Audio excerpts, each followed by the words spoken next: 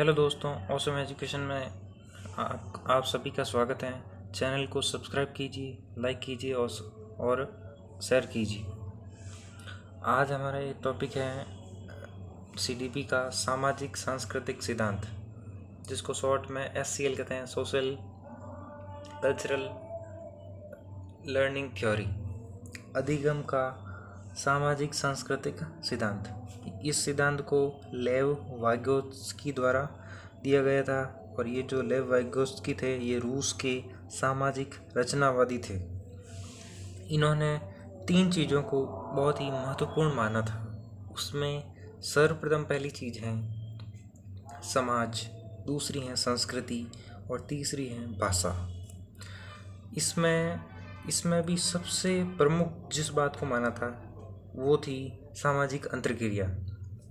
सामाजिक अंतर्क्रिया मतलब हम जो समाज से जुड़ते हैं, समाज से जो सीखते हैं, समाज में रहकर जो भी हम सीखते हैं और समाज से जो क्रियाएं करते हैं उसी को सामाजिक अंतर्क्रिया कहा जाता है। इसमें जो सबसे प्रमुख है वो है ZPD की अवधारणा। इस अवधारणा को कहते हैं जोन ऑफ प्रॉक्सिमल डेवलपमेंट, अर्थात समीपस्थ विकास का क्षेत्र। इसमें एक शब्द आता है इनकी थ्योरी में जो कि सबसे महत्वपूर्ण है, स्कैफोल्डिंग क्या होता है? स्कैफोल्डिंग होता है मचान, पाड़ा, पाड़, पाइट या ढांचा। ये जो स्कैफोल्डिंग है ये इसको सहायता प्रदान करने की तकनीक कहा जाता है। इसमें क्या होता है कि MKO अर्थात मोर नॉलेजेबल अदर्स के द्वारा सहायता की जाती है। ये MKO कौन होते हैं? ये वो होते हैं जो हमसे ज़्यादा जानने वाले होते हैं। ये अन्य लोग या दूसरे लोग होते हैं। इसके फोल्डिंग का क्या कार्य है? इसके फोल्डिंग का ये कार्य है कि ये जो है अव्यवस्थित विचारों को व्यवस्थित विचारों में परिवर्तित करती हैं। इसके अलावा इसका कार्य है ZPD में सहायता प्रदान करना। ZPD के बारे में मैंने ऊपर ही बताया है, यह है समीपस्थ विकास का क्षेत्र। ये जो इसके फोल्डिंग शब्द हैं, इसके फोल्डिंग शब्द किसने दिया? ये दिया था जेरोम ब्रूनर ने। लेकिन इस शब्द का व्यापक प्रयोग किसने किया? लेव वाइगोत्स्की ने, जिन्होंने अधिगम का सामाजिक सांस्कृतिक सिद्धांत दिया। इसका एक उदाहरण देखते हैं तो बच्चों को सीखने में सहायता प्रदान करना, अर्थात तैरने में सपोर्ट करना, ना कि साथ साथ तैरना। इसको ऐसे भी समझ सकते हैं कि जब हमें हमारे पिताजी या भाई या कोई भी हमें जब साइकिल चलाना सिखाते हैं तो वे हर समय उस साइकिल को पीछे पीछे पकड़ कर तो हमें चलाना नहीं सिखाते हैं। शुरू में वो साइकिल को पीछे से पकड़ते हैं ताकि हम अपना बैलेंस बना पाएँ, लेकिन उसके बाद वो साइकिल को पीछे से छोड़ देते हैं ताकि हम स्वयं अपना बैलेंस बना सकें और उसको अच्छे से चला सकें। अर्थात वो जो मदद करते हैं बैलेंस बनाने में, जो साइकिल पीछे से पकड़ते हैं, उसी को स्कैफोल्डिंग कहा जाता है, जिसे हिंदी में मचान, पाड़ा, पाड़, पाइट या ढांचा कहते हैं।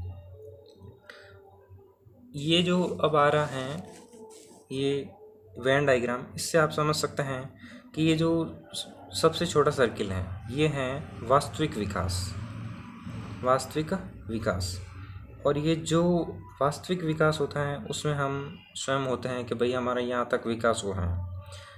यहाँ से जो MKO दूसरे जो हमसे ज़्यादा जानने वाले लोग होते हैं, जैसे हमारे टीचर्स हो सकते हैं, ये हमारे बड़े माता पिता हो सकते हैं, बड़े भाई बहन हो सकते हैं, या हमसे कोई छोटा व्यक्ति भी हो सकता है जो हमसे ज़्यादा जानने वाला हो, वो भी हमारा गुरु हो सकता है, वो MKO हो सकता है। वो स्कैफोल्डिंग के द्वारा हमें समीपस्थ विकास के क्षेत्र में ले जाएगा, अर्थात ZPD में ले जाएगा।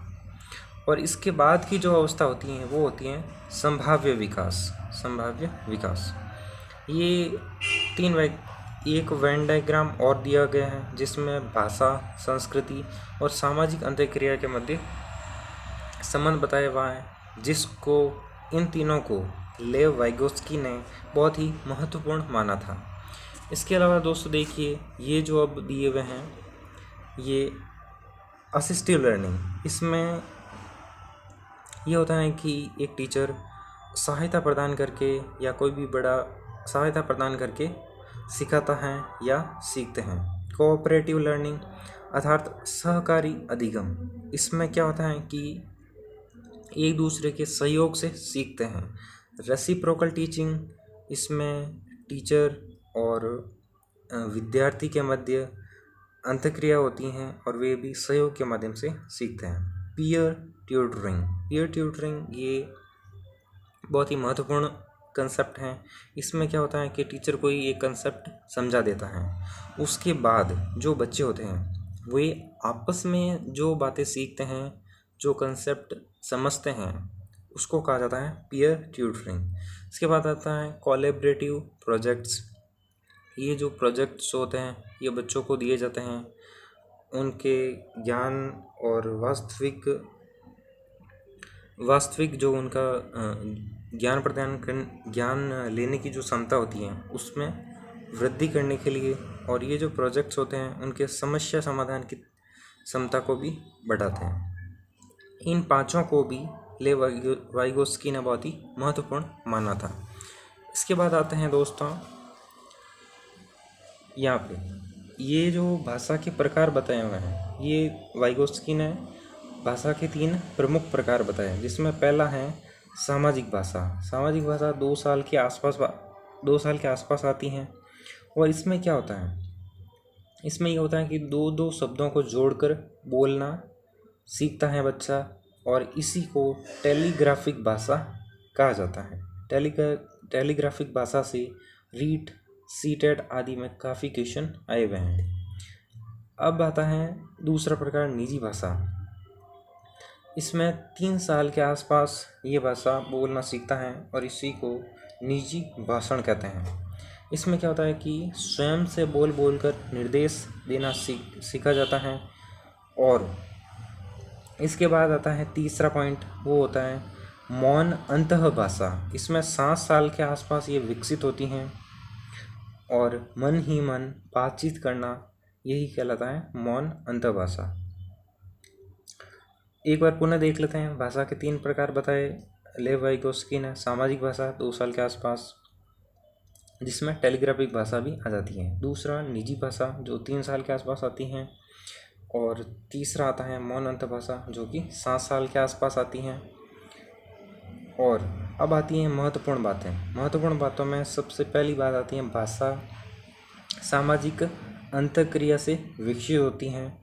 और इसके अलावा दूसरी बात है भाषा मानव का सबसे बड़ा साधन है। इस बात पर लेव वाइगोत्स्की ने बहुत ज़्यादा जोर दिया। इसके अलावा उसने बताया कि बच्चे सहयोगी अधिगम में आपस में बहुत ज़्यादा सीखते हैं। इसके अलावा भाषा एवं विचार शुरू के 3 साल में अलग अलग होते हैं, फिर एक दूसरे पर निर्भर हो जाते हैं। ये लेव वाइगोत्स्की का भाषा और विचार के संबंध में प्रमुख विचार हैं। इसके अलावा लेव वाइगोत्स्की ने बताया कि विकास जो होता है सतत होता है, अर्थात लगातार होता है, ये कंटिन्यूस होता है।